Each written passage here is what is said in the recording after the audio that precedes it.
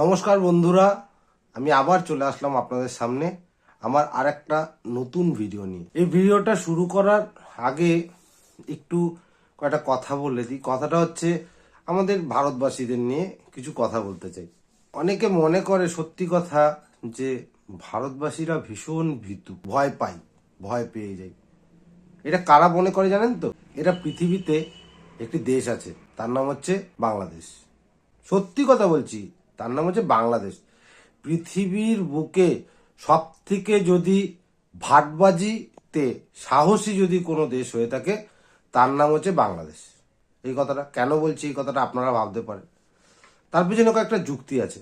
বাংলাদেশের লোকেরা আর কিছু পারুক চাই না পারুক, এই সোশ্যাল মিডিয়ার যদি খোলা যায় না, সত্যি কথা বলছি, বাংলাদেশ যে কতবার চাঁদে গেছে, কতবার যে মঙ্গল গ্রহে গেছে, আর কত কিছু যে করে ফেলেছে। ওয়ার্ল্ড কাপ তো মনে হয় ওরা প্রত্যেক দিনই যেতে, এরকম ব্যাপার বাংলাদেশের লোকেরা। হ্যাঁ, তা ওরা স্বপ্নে অনেক কিছু বলে। সত্যি কথা, একসময় ওদের কোনো সিরিয়াস ভিডিও যদি আমাদের ভারতবাসীর কাছে যদি আসে না, আমরা শুধু হাসি ছাড়া আর কিচ্ছু আসে না। সত্যি কথা, ওদের ভিডিও দেখলে পর টাইম কেটে যায়। যাই হোক, এবার মূল বিষয়ে আসি। বাংলাদেশের লোকেদের কাছে মাঝে মধ্যেই একটা জিনিস শোনা যায়। বাংলাদেশের লোকেদের কাছে মানে বাংলাদেশ এন্টার বাংলাদেশের প্রচুর লোকের থেকে এটা শোনা যায়। সেটা হচ্ছে, ধরে নিন ভারতের সাথে যদি বাংলাদেশের যুদ্ধ লাগে। আমি সত্যি কথা বলছি, আমি যুদ্ধ একদমই চাই না। আমি চাই সব দেশ যেন ভালো থাকুক এবং তাদের অধিবাসী যারা রয়েছে, সেই দেশের যারা নাগরিক রয়েছে, তারা যেন সুস্থ থাকুক, এটাই আমি চাই। কিন্তু তারপরও আমাকে এই কথাটা বলতে হচ্ছে, যদি ধরে নিন বাংলাদেশের সাথে ইন্ডিয়ার যুদ্ধ লাগলো, তা ওরা কিছু জিনিস নিয়ে সবসময় একটা থ্রেটনিং এর মতন বলে, যেটা শুনে আমরা খুব ভয় পাই ভারতবাসীরা। যেটা ওরা ভাবে, আমরা ভারতবাসীরা একদমই ভাবি না। যদি বাংলাদেশের সাথে ইন্ডিয়ার যুদ্ধ লাগে, তাহলে নাকি ওদের সাপোর্ট করতে চলে আসবে ওদের সাথে পাকিস্তান। হ্যাঁ, এটা সত্যি কথা, পাকিস্তান তো আসবে। এরপরে চলে আসবে চীন। এটা নাকি সবসময় ওরা ভাবে, ভাবে না, এটা ওরা বলে। ওরা সবসময় এটাই ভাবে যে চীন আর পাকিস্তান ওদের সাথেই থাকবে। খুব ভালো কথা, কারোর পাশে থাকাটা তো খুবই ভালো। এবার বাস্তব যদি চিত্রে যদি আসা যায়, আমার কয়েকটা প্রশ্ন ওই সকল বাংলাদেশিদের কাছে যারা এই কথাটা সবসময় বলে যে ইন্ডিয়ার সাথে যুদ্ধ লাগলে নাকি চীন আর পাকিস্তান দুজনে মিলে একসাথে চলে আসবে ওদের হয়ে, মানে যে কাপড় বেঁধে ঝগড়া করতে চলে আসবে, ওরকম বিষয়টা। ধরে নিন বাংলাদেশ ইন্ডিয়ার যুদ্ধ লাগলো, তাহলে পাকিস্তানের সৈন্য কিংবা আপনার চীনের সৈন্যরা এসে তো যুদ্ধটা করবে না। যুদ্ধটা তো করতে হবে বাংলাদেশের সৈন্যদেরই, তাই না? বাংলাদেশ আর্মিকে যুদ্ধটা করতে হবে। যদি ধরে নেওয়া হয় কোনো ক্রিকেট ম্যাচে বিরাট কোহলি ব্যাট করতে নেমেছে, আর বাংলাদেশের কোনো একটা প্লেয়ার নেমেছে, সব থেকে টপ প্লেয়ার বাংলাদেশের কে আছে আপনাদের যদি জানা থাকে একটু লিখে দেবেন, মানে বিরাট কোহলির মতন খেলে, ঠিক আছে, সেই ধরো নেমেছে। তা সেই জায়গায় দাঁড়িয়ে আপনাদের কি মনে হয় যে বিরাট কোহলি যটা 6 মারবে বাংলাদেশের সেই প্লেয়ারটা মারতে পারবে? পারবে না তো। আমার ভাই মনে হয় একদমই পারবে না, লেভেলেই পড়ে না। ঠিক সেরকমই ইন্ডিয়া বাংলাদেশে যদি যুদ্ধ লাগে না, তা সেক্ষেত্রে বাংলাদেশের কি আছে বা নেই আমার জানার দরকারও নেই। কিন্তু এটা জেনে রাখুন, ইন্ডিয়ার যা আছে না, তার যদি 1% যদি ইউজ করা হয় না বাংলাদেশের ক্ষেত্রে, বাংলাদেশটা না, সত্যি কথা বলছি, ভারতের ম্যাপের মধ্যেই ঢুকে যাবে। এটা বড় কথা বলছি না, এটা সত্যি কথা বলছি। তার কারণ কি জানেন? এটা এক্সপিরিয়েন্স পড়ে জেনে তারপরে বলছি। আজ পর্যন্ত ইন্ডিয়া যুদ্ধ করেছে যতগুলো, তার মতো বাংলাদেশ একটাও করেনি। কিছু যুদ্ধ হয়তো এদিক ওদিক হয়েছে, কিন্তু ম্যাক্সিমাম যুদ্ধই না ইন্ডিয়াই জিতেছে।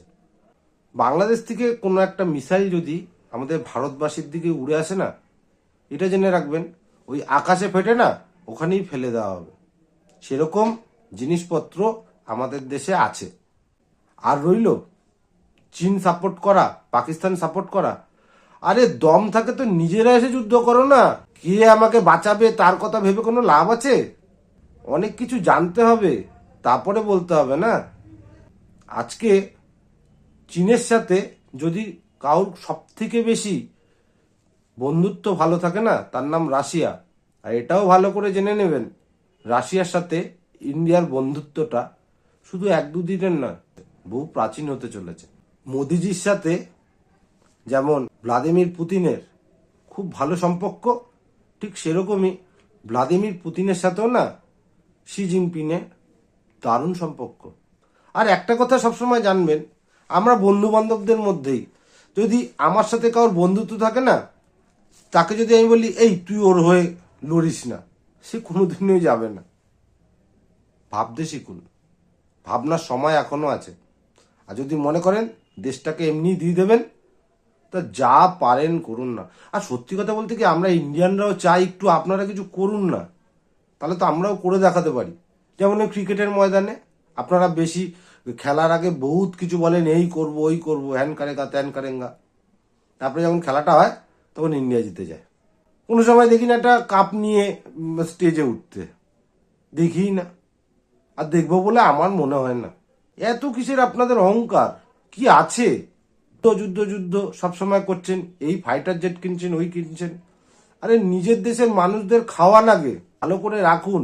আগে নিজের দেশের টাকা যে ভ্যালু, আর সেটাকে বাড়ান না। সেটা তো দিনকে দিন কমেই যাচ্ছে। আজ পর্যন্ত আপনাদের টাকার ভ্যালুর সাথে আমাদের রুপির ভ্যালুর আকাশ পাতাল তফাৎ কখনো ক্রস করতে পেরেছেন? পারেননি তো। সব সময় এর কাছ থেকে চাইছেন, ওর কাছ থেকে চাইছেন, সবার কাছ থেকে ঋণ করছেন, সব বিশ্ব ব্যাংক থেকে ঋণ করছেন। তারপরে এত কি কোন জায়গা থেকে অহংকার আসে আপনাদের? যে দেশ আপনাদের বলার মতন একটা জায়গা করে দিয়েছে আজকের বর্তমান পৃথিবীতে, আপনারা তার পেছনেই সারাক্ষণ পড়ে আছেন, লাগছেন। কি হবে? যেই টাকা পয়সা দিয়ে আপনারা অস্ত্র শস্ত্র কিনছেন না, ওগুলোকে বন্ধ রেখে একটু পড়াশোনায় নিয়োগ করুন। আর হ্যাঁ, আরেকটা কথা, আপনারা ভাবেন না যে এই কিনবো ওই কিনবো সেই কিনবো। আমাদের বর্তমানে ভারতের তৈরি করা প্রযুক্তিতে আমরা অনেক পৃথিবীর দেশ থেকে এগিয়ে। আজকের দিনে আমাদের থেকে ব্রাহ্মস মিসাইল কিনছে পৃথিবীর বহু দেশ। আপনাদের কি আছে যে কিনবে আপনাদের থেকে? যারা নিজেরাই স্পন্সর করছে, নিজেরাই তৈরি করছে, তাদের সঙ্গে আপনারা যুদ্ধ করতে চাইছেন? লাস্ট যে অপারেশন সিন্দুর হলো না, ওখানে তো S-400 ইউজ করা হয়েছিল। আপনারা হয়তো অনেকে জানেনই না, ইন্ডিয়ার এরকম আরো দুখানা রয়েছে, ওটা স্টকে রয়েছে। কালি তার মধ্যে অন্যতম। একটু ঘাটুন, নেট ঘাটুন, তাহলে বুঝতে পারবেন ওটা দিয়ে কালি দিয়ে কি হয়। একটা ঢিল পর্যন্ত এখানে এসে পড়বে না, আর আমরা এখান দিয়ে পাহাড় ফেলে দেবো আপনাদের ওখানে, কিছু করতে পারবেন না। আর হ্যাঁ, আপনাদের যে বড় যে যিনি আছেন না, এই যে কি ইউনুস বাবু না কি একজন আছেন, উনি তো আপনাদের ভোটের দ্বারা নেতা হননি, ওখানে কিছু হননি। আপনারা এমনি হেরে হেরে করে গিয়ে বসে দিয়েছেন। ওনার কথাটা একটু কম শুনে নিজেদের বুদ্ধি বিবেচনা করুন, সাধারণ মানুষের জন্য ভাবুন। উনি আপনাদের জন্য আজ পর্যন্ত, আমি তো মনে হয় না আপনাদের কি উপকার করেছে আজ পর্যন্ত আমি দেখতে পাইনি আপনাদের দেশের জন্য। এসে শুধু হট্টগোলই করে গেল। আর হ্যাঁ, লাস্ট আরেকটা কথা বলে যাই, ইন্ডিয়ার ইসরো জানেন তো কি, আমাদের অনেক কিছু দিচ্ছে এবং আগামী দিনে দিয়েও যাবে। আগে ওরকম একটা তৈরি করে দেখান, তারপরে যুদ্ধ নিয়ে ভাববেন। ওই একটা কথা আছে না, ড্যাশের ক্ষমতা নেই, ড্যাশের হান্ডি। প্রিয় দর্শকরা, আপনারা যদি এই যে আমি ড্যাশ ড্যাশ দিয়ে বললাম, এটা যদি কেউ জেনে থাকেন আমার কমেন্টস বক্সে নিশ্চয়ই জানাবেন। এটা বাংলাদেশিদের জন্য। আপনাদের অবস্থা হচ্ছে ওরকমই, ড্যাশের হান্ডি। আর সর্বশেষে বলবো, এখনো মনে করি বাংলাদেশের সকল মানুষের বুদ্ধি ভ্রষ্ট হয়ে যায়নি। কিছু মানুষ এখনো আছে যাদের বুদ্ধি সঠিক আছে। আর ভয় না করে দেশটাকে আগে তৈরি করুন, গঠন করুন, ভালো তৈরি করুন, নিজেরা ভালো থাকুন, তারপরে যুদ্ধ বিগ্রহ নিয়ে ভাববেন।